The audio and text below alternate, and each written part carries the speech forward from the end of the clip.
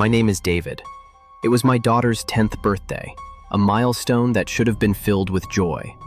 I remember standing in the supermarket aisle, surrounded by dozens of colorful toys, but my eyes kept returning to one specific white teddy bear.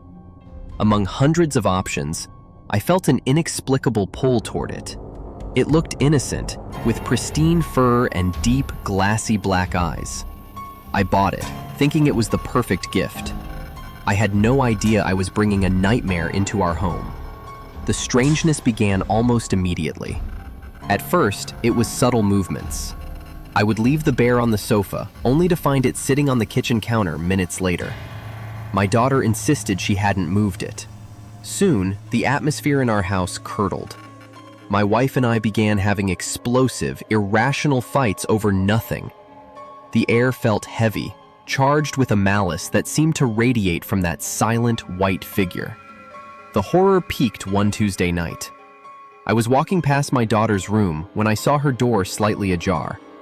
I raised my phone to record, thinking I might catch a sweet moment of her sleeping. Instead, my blood froze. In the grainy glow of the screen, I saw a pair of pale, sickly thin hands emerging from the shadows, gently stroking my daughter's hair. The fingers moved with a rhythmic, predatory grace that made my skin crawl. Overwhelmed by a surge of paternal instinct and pure terror, I charged forward, moving as fast as I could toward where she was sitting. But the hands were faster. They retreated into the darkness with impossible speed as I closed the distance.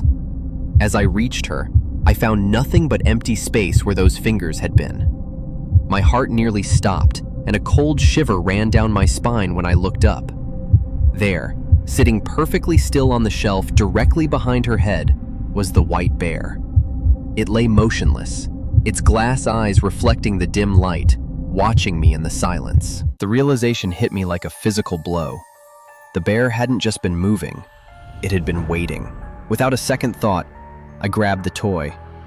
It felt unnaturally heavy and warm, as if a faint, rhythmic heartbeat were thrumming beneath the polyester. I didn't just throw it out. I drove a mile away from our house and hurled it into a deep dumpster. I never looked back.